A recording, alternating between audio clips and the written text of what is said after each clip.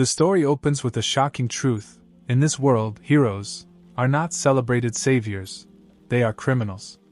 Their heroism is a punishment. Branded and condemned, they are forced to fight demons for all eternity, resurrected again and again no matter how many times they fall. We're introduced to one such hero, Oda, sprinting through a dark forest as a monstrous creature chases him down. Struggling to escape, he drags a heavy coffin behind him, one he stole from the Holy Knights. Not far away, a squad of knights is brutally slaughtered by a swarm of monsters. One knight barely survives and manages to crawl back to a priest, warning him that they must retrieve the stolen coffin at all costs. But instead of offering aid, the priest coldly orders him to abandon the mission. In that moment, the knight realizes the truth: the temple has betrayed them. Before he can react, monsters descend upon him. The priest flees while the creatures finish the job. Back in the forest, Oda is sent flying by a monster's attack. The creature prepares to devour him, but Oda narrowly escapes and hides in a hole, desperately calling for help. Suddenly, another hero appears, Zio. Zio cuts down the monster and rescues Oda. As Oda breaks down, he begs Zio to kill him so the authorities can revive him back at base. But Zio refuses. He strikes Oda and reminds him of the terrible cost of resurrection. Revival isn't mercy, it's torture. The authorities drag a hero's soul back from hell and force it into a body again. Each time it happens, the hero loses pieces of their memories, their personality, their sense of self. Bit by bit, they fade away. Worse still, if Oda dies out here, the knights won't recover his body. The authorities will simply resurrect him in another vessel. It won't even truly be him anymore. Zio patches up Oda's wounds and scolds him for stealing from the transport team. Oda argues that it's their fault for leaving the carriage undefended. But Zio reveals the true scale of the crisis. Over 5,000 monsters infest the forest, and the demon blight is spreading rapidly. Soon, the entire region will be corrupted. Still, they must help the knights retreat. They have no choice. If they fail their mission, the authorities will detonate the explosive seals implanted in their bodies. Oda shrugs it off. We'll just be revived anyway. Zio reminds him of the penalty. Keep dying, and eventually they'll forget who they are entirely. As they prepare to move, Zio notices the coffin Oda dragged with him and demands to know why he stole it. Oda casually replies that it looked useful. When Zio kicks the coffin, he realizes it isn't empty. They open it, and inside lies a girl. Zio immediately recognizes her. She's a goddess. Before they can react further, a hunting horn echoes through the forest. They rush toward the sound and find a group of holy knights surrounded by monsters, fighting desperately for survival. They're hopelessly outnumbered. Oda suggests ignoring them. Zio refuses. Their mission is to ensure the knights retreat safely. At that moment, the goddess awakens. She calls Zio her knight, much to his irritation. She senses his desire to save the others and offers her assistance. In return, she demands praise after she defeats the monsters. She introduces herself as Rita, a goddess who brings miracles to mankind. She proposes forming a pact with Zio. He rejects her immediately. He hates goddesses. Without waiting, Zio charges into battle alone. Oda supports him from afar, calling out enemy positions. Rita follows despite Zio ordering her to stay back. As the monsters attack, Zio activates his sacred seal, charging his knife with heat and light before detonating a creature in a fiery blast. Rita watches in awe as he cuts down monster after monster to save the knights. Oda is nearly overwhelmed but uses his thunder staff to strike down an attacker. Another wave crashes in. Zio attempts to blow them apart but takes a hit. A monster lunges to devour him, until Oda shoots it down. Zio tells him to keep it up as the battle rages on. Afterward, the leader of the surviving knights thanks Zio, until he sees the criminal mark on his neck. Disgust floods his face. Their honor has been tarnished by being saved by someone like him. Then he spots Rita and demands to know why she isn't with the transport team. Before tensions escalate, another hero, Veneton, contacts Zio and Oda. He warns them that the Holy Knight's main force is advancing toward the Blight. They intend to stop it before it spreads beyond the forest. Zio questions the knights about their plan. They declare they're prepared to sacrifice themselves for their captain. Venetin reminds Zio that if more than half the knights die, he and Oda will suffer severe punishment for mission failure. The knights consider joining their captain, but Zio stops them. They're too injured. He orders them to head south and survive, promising to assist the main force instead. Oda protests. He refuses to die for the Holy Knights. Zio reminds him they're doomed if they don't complete their mission. Elsewhere, the main force rests in camp, until a massive horde of monsters charges at them.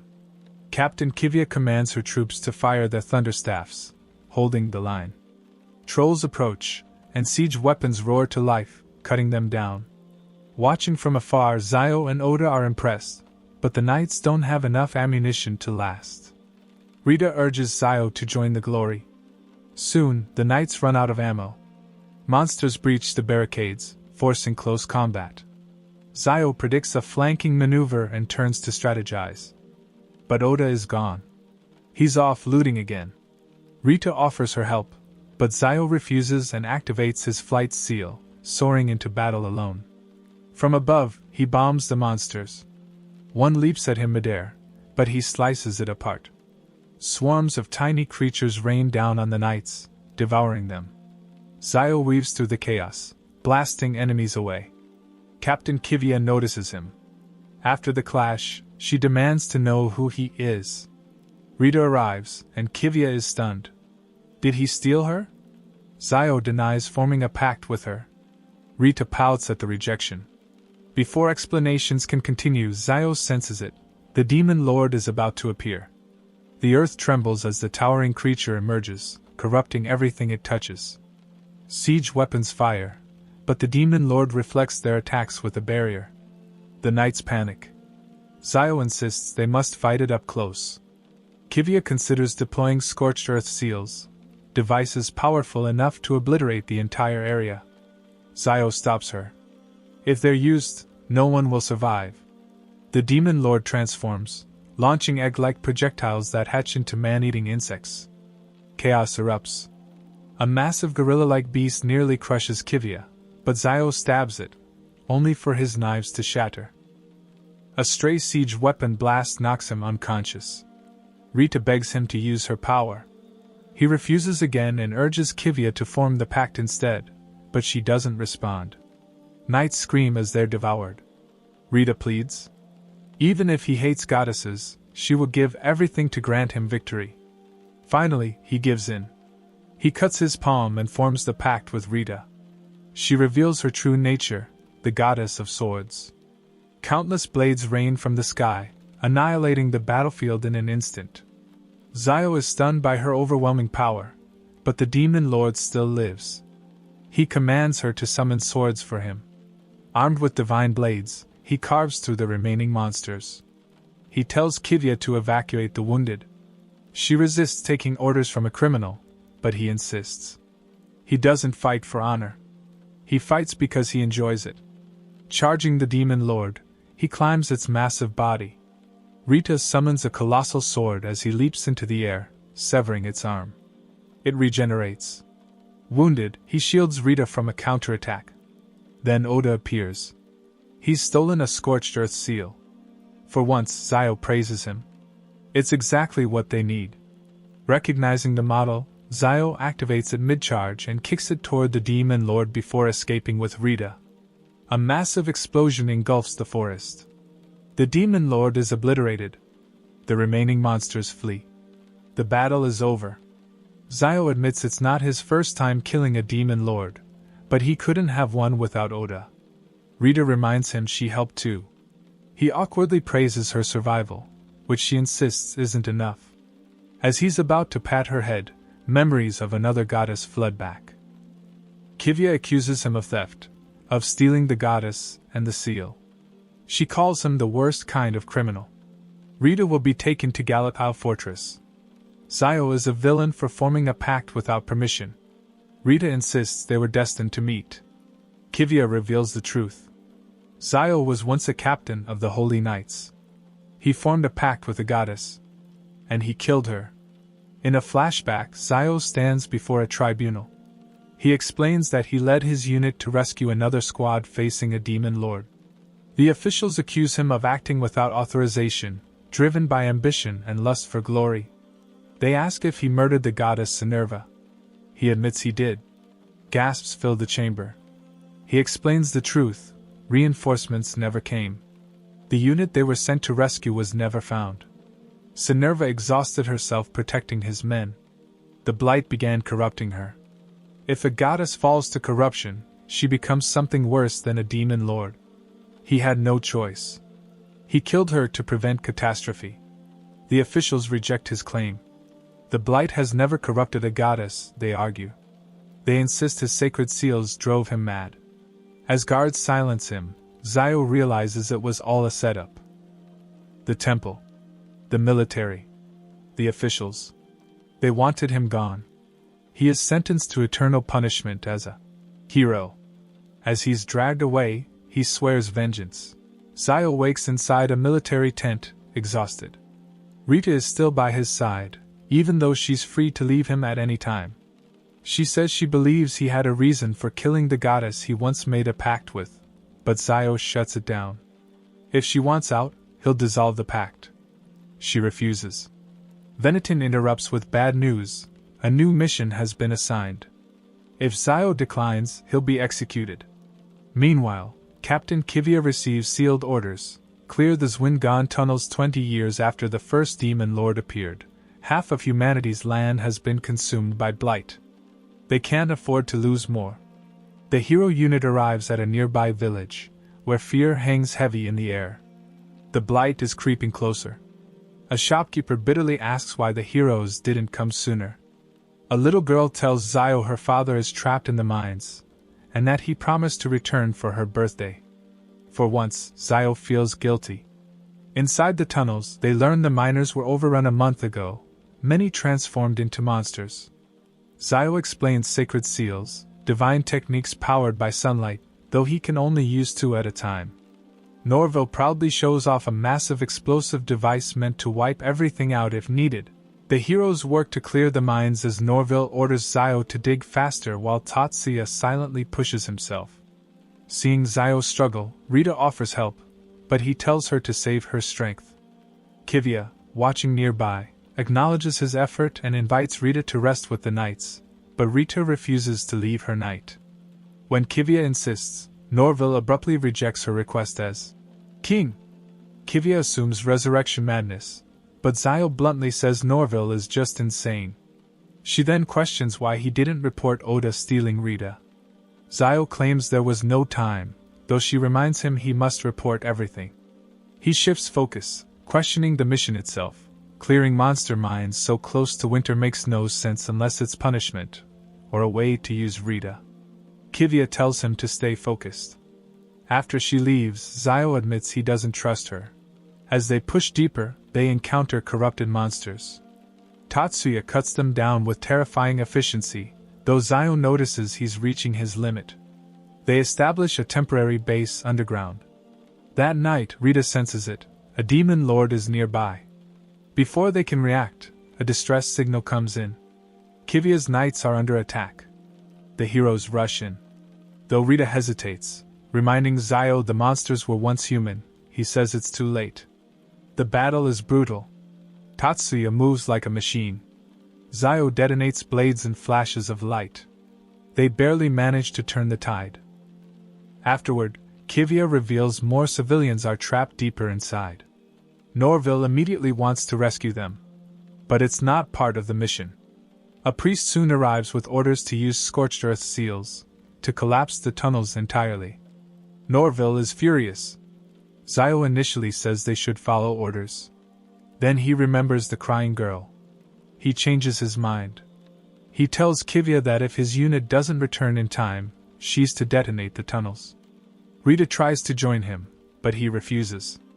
If the mines collapse, he won't let her die with him. As he heads back into the darkness, Zio mutters that he doesn't care about the civilians. What he hates is that their lives were treated as expendable. Deep inside the tunnels, trapped workers brace a storage room door as monsters break through. Just as one bursts in, Zio arrives. He cuts it down instantly while Tatsuya charges ahead, slicing through webbing and monsters with machine-like precision. The workers watch in disbelief as the heroes save them.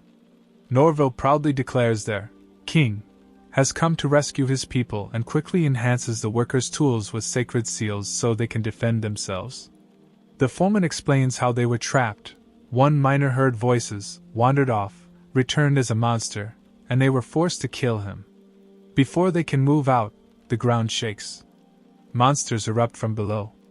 Zio orders everyone to fight. Norville vows to die protecting his citizens, but Zio tells him a real king survives. Outside, Kivia prepares to eliminate the demon lord while a priest dismisses Rita as useless. Back underground, exhaustion sets in as more monsters attack. Morale begins to collapse until the foreman thanks Zio and Norville, saying their past crimes don't matter, they're risking their lives to save others. Zio refuses to accept anyone dying here. Another wave hits. The foreman is injured. And suddenly swords rain down from above. Rita has arrived. She wipes out the monsters and demands praise. Norville obliges instantly while using her swords to create a defensive barrier. Zio is furious she followed them, but she insists goddesses exist to be used and refuses to stay behind. Then a piercing shriek echoes through the tunnels. Everyone collapses in agony. Except Tatsuya. From the darkness emerges the demon lord, Lotus. Its voice lures workers toward it. Zio realizes the sound is a trap, but Tatsuya remains unaffected. Using Rita's swords, Zio clears a path for him. Tatsuya slices Lotus apart, but it regenerates and traps him. Zio spots the core hidden in the tunnel wall, but he's out of energy. The holy knights arrive, only to be immobilized by Lotus's scream.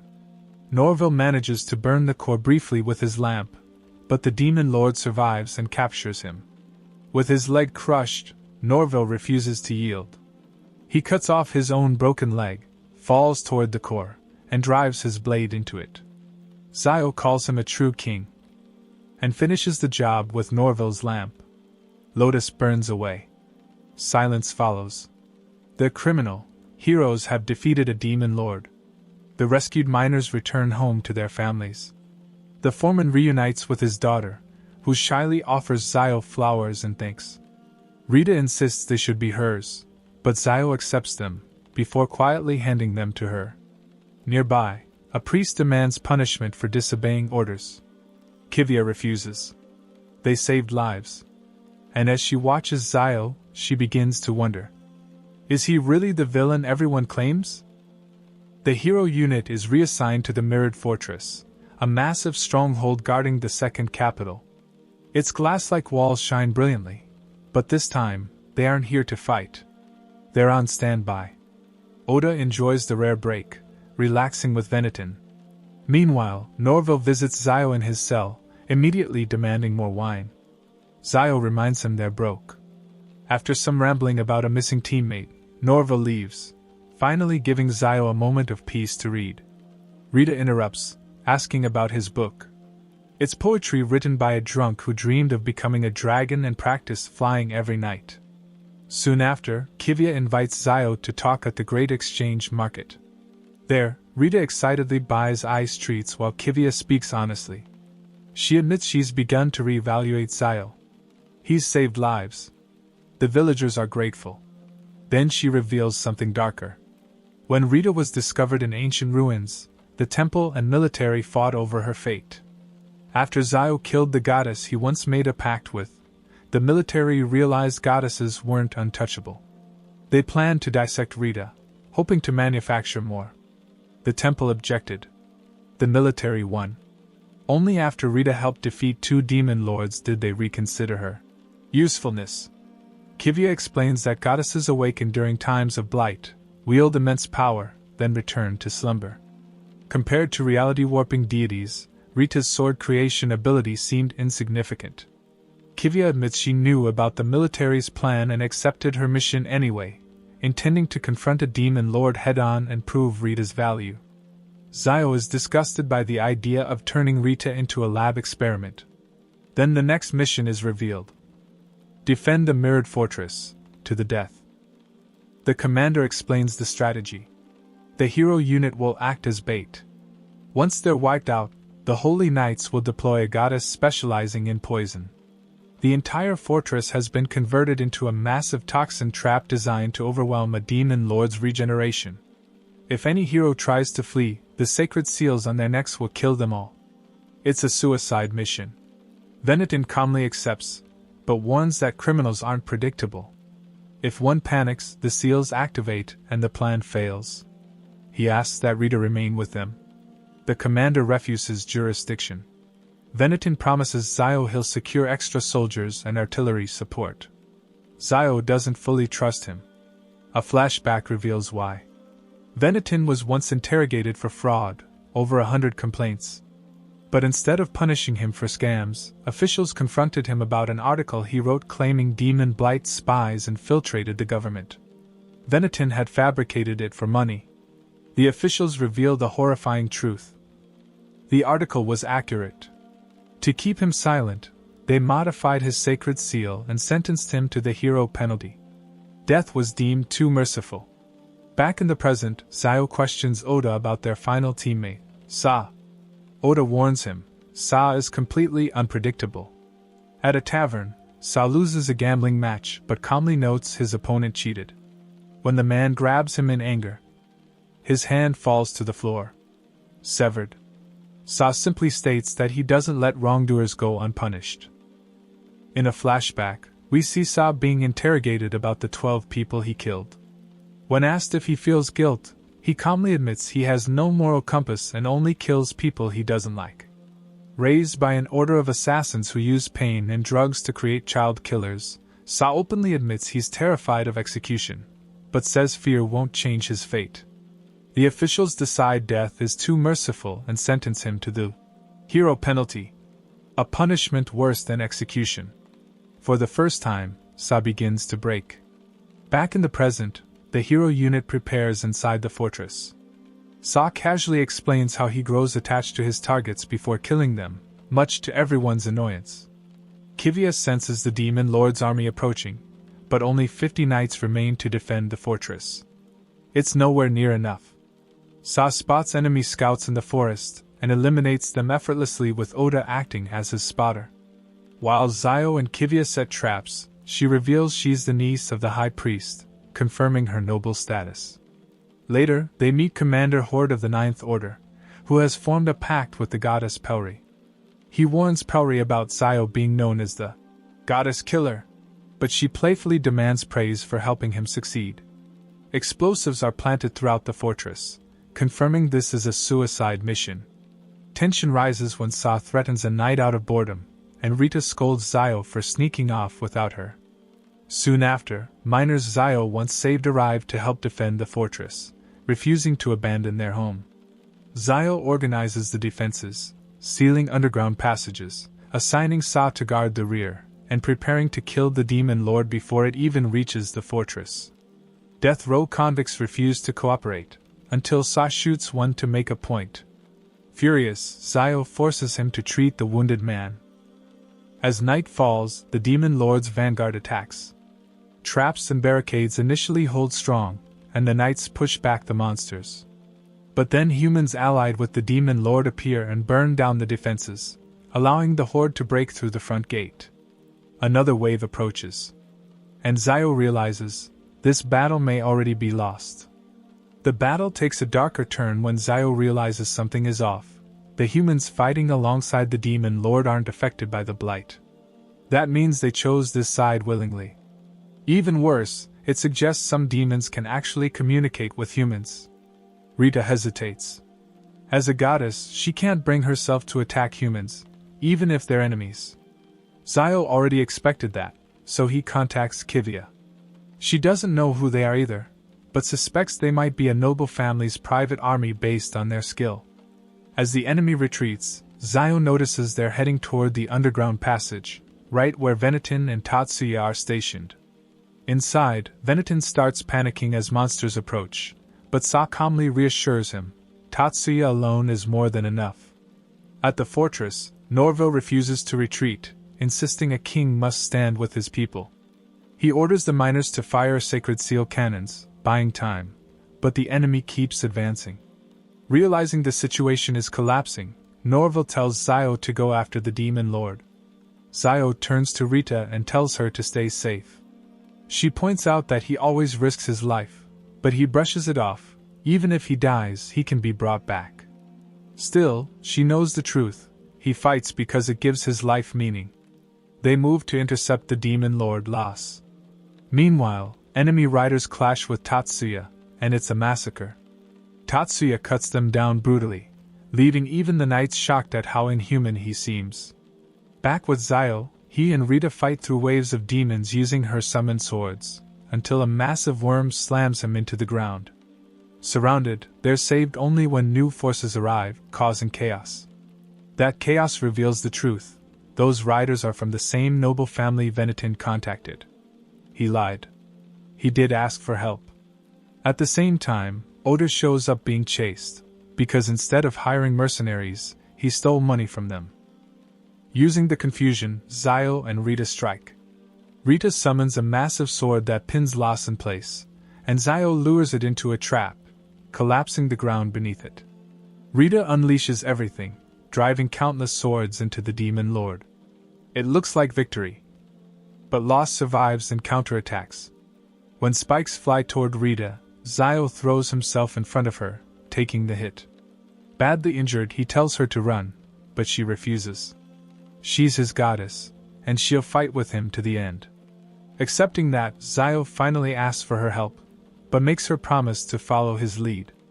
Rita creates a final weapon, a holy sword powerful enough to destroy anything, but it won't last long. As Loss attacks, Zio is pushed to his limit. Oda and Sa support from a distance, even shooting down one of Loss's wings. In the final moment, Zio lets the demon lord bite into his arm, and drives the holy sword straight through its eye. The blade activates, tearing Loss out of existence completely. The sword crumbles. Rita collapses from exhaustion, asking if she impressed him. For once, Zio answers honestly. She did. Moments later, he collapses too. Zio wakes up in a hospital. An official visits him, warning that his memories may be unstable. He also reveals a dangerous faction called the Coexisters, people who want to live alongside the Blight, and sees Zio as a threat. After he leaves, Rita rushes in. For a second, Zio sees someone else in her place, a memory of the goddess he once killed. Rita hesitates, afraid he's forgotten her. But Zio gently pats her head. He tells her he could never forget. After recovering, Zio is reassigned alongside Rita under Kivia's command in the 13th Order of Knights. The military and the church still can't agree on what to do with Rita, so for now, she's placed under protection. Kivia gives Zio a new mission: guard Rita in a port city. A group of assassins, possibly linked to heretics, is targeting her. For once, things seem calmer. Until Jace shows up. He mocks Zio, claiming his victories don't count since he had helped defeating previous demon lords. Jace boasts that he's taken down two himself, conveniently leaving out that he had helped too. Zio doesn't argue. He simply pays off a bet he lost. Rita gets annoyed, but Zio brushes it off. He explains Jace's past. He's a dragoon from a noble family who was arrested for illegally breeding and freeing dragons. Instead of prison, he was sentenced to serve as a hero. Not long after, Venetin appears, and Zio immediately knows something's wrong. Venetin reveals that someone wants to see him. It's his ex-fiancée, Frenzy.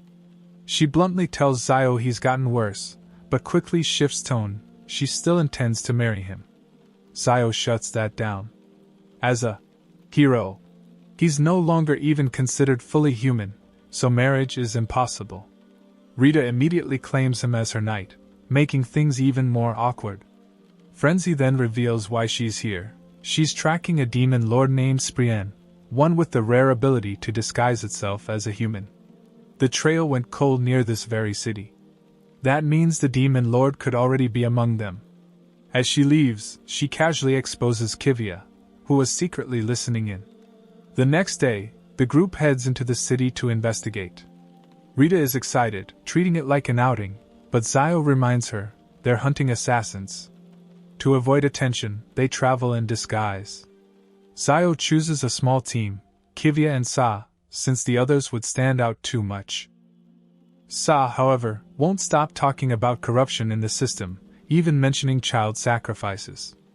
It completely ruins their attempt at blending in.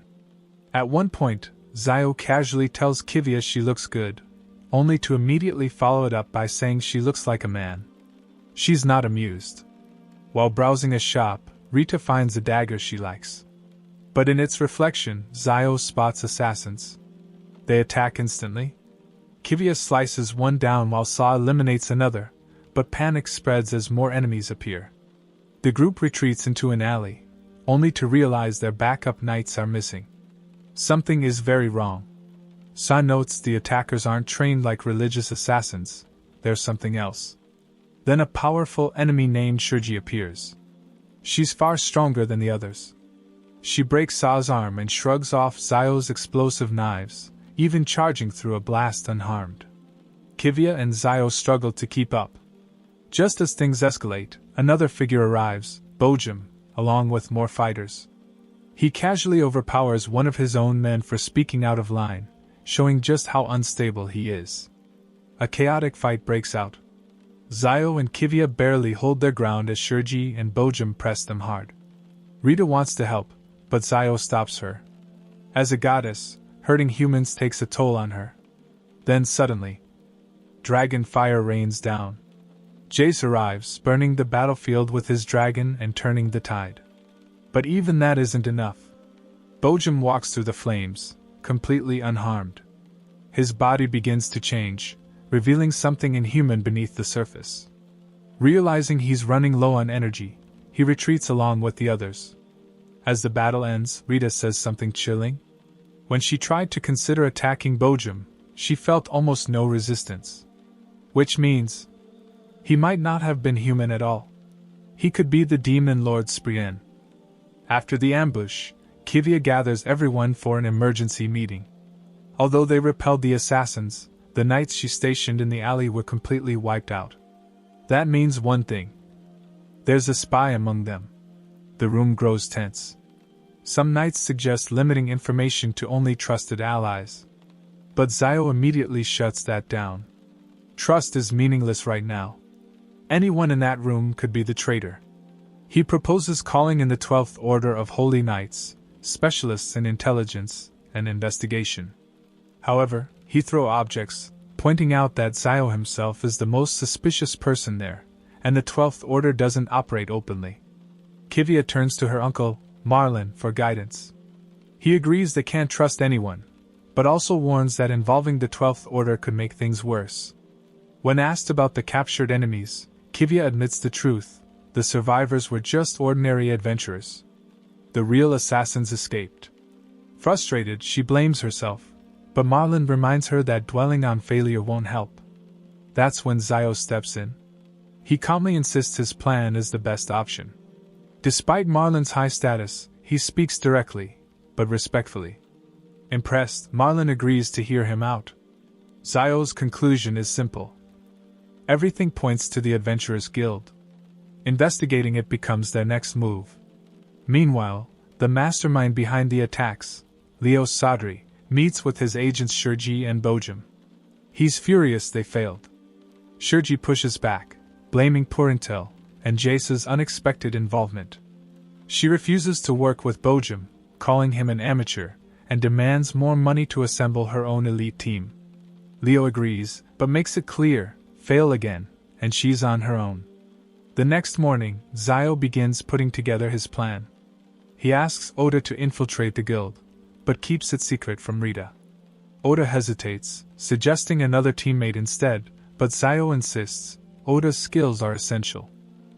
Even when Jace volunteers, Zio refuses. This mission requires precision, not chaos. Oda reluctantly agrees. To support the infiltration, Zio and Kivya prepare disguises. Kivya tries to present herself more elegantly this time, and when Zio compliments her, she gets flustered, though she quickly hides it. They need a believable cover story. After rejecting several ideas, Oda comes up with something extreme. Kivia will pose as a noblewoman who wants her husband assassinated, so she can run away with her lover, Zio. It's risky, but it might work. As they head toward the guild, they notice something disturbing. The city is deteriorating. People are using drugs openly, and the atmosphere feels rotten. Zio questions why Kivia, a noble, joined the military. She explains that her parents were corrupt priests. She wants to build her own path, separate from their legacy. Before they arrive, Oda reports key intel. About 20 guards inside, and children who look like trained assassins. Zio recalls rumors. The guild takes in orphans and raises them as loyal killers. Their plan is set. Zio and Kivia will create a distraction, while Oda targets Leo. But Leo is already aware of them. And he gives a simple order. Don't let them leave alive. Inside the guild, Kivia plays her role, loudly requesting an assassin to kill her husband. The room goes silent. The receptionist is suspicious and demands proof. Their story isn't convincing. Zio realizes they're about to be exposed, and considers forcing chaos. But before things escalate, Frenzy suddenly appears. She pulls them into a private room, revealing they nearly ruined her own plan to gain Leo's trust. The tension between her and Kivia immediately flares into an argument. Then, a knock at the door. Children. They claim Leo wants to see them. But something feels off. Weapons charge behind the door. In an instant, the trap is sprung. An attack blasts through the wall, but Kivia reacts first, severing an attacker's arm. Frenzy takes down another, while Zio protects her from a charging child assassin. The fight explodes into chaos. Zio throws an explosive knife, blowing a hole through the wall and exposing the guild hall. He looks out at the enemies gathering, and calmly tells his team. They'll clean up this entire city. And draw Leo out at the same time. Leo realizes the situation is collapsing and begins preparing his escape, destroying documents to erase all evidence. His loyal companion, Irii, promises to protect him as they flee together. Meanwhile, chaos erupts across the city. Zio's team clashes with waves of adventurers and assassins. Kivia and Frenzy fight side by side, holding off enemies while Zio targets threats from above, though his explosive attacks start damaging the town itself. As more enemies appear, including trained child fighters, Kivia hesitates to strike them down. Frenzy steps in, helping her neutralize them without killing when possible. Zio decides the fastest way to end this is simple: create chaos and force Leo out into the open. But things escalate quickly. An elite group called the Giant Hunter Brigade arrives, followed by even bigger threats, including a massive troll. The battlefield turns into complete mayhem. Just as Zio's group starts to struggle, Rita and the others arrive. She immediately begins overwhelming the battlefield with countless summoned swords, supporting Zio as they push back the enemies. Together, they bring down the troll in a massive explosion, shocking everyone watching. With their strength on full display, the remaining enemies surrender. Meanwhile, Leo tries to escape through the city, but gets separated from Irii, and is captured by Oda. Elsewhere, things take a darker turn. Two assassins, Shur and Bojum, are approached by a mysterious figure who reveals himself to be a demon in disguise. He offers them a deal: help him erase all evidence connected to Leo. With little choice, they accept. Back at the guild, Leo is interrogated. At first, he claims he knows nothing, but under pressure, he reveals the truth. He was forced to take the job. His client was part of a group called the Coexisters. Their goal is to let demon lords conquer humanity and rule alongside them. Most importantly, they were ordered to kill Rita. Leo finally reveals a name behind it all: Mahazal Zulkov, a figure tied to ancient religious history. But before they can process the information, the building is suddenly attacked. Artillery fire rains down as flames spread. In the chaos, Leo escapes through a hidden passage. Leo reunites with Irii in the tunnels, relieved to see her alive. But something feels wrong. When he admits he gave information to the heroes, she stabs him. The truth is revealed. Irii is already dead. Her body has been taken over by the demon lord Sprien, who had been hiding in plain sight all along. Leo realizes, too late, that his entire family has already been slaughtered. As he breaks down, Sprien rips out his heart, killing him instantly. With that, the enemy's plan moves forward. And that's where this video comes to an end. If you enjoyed it, don't forget to like and subscribe. Thanks for watching, and I'll see you in the next one.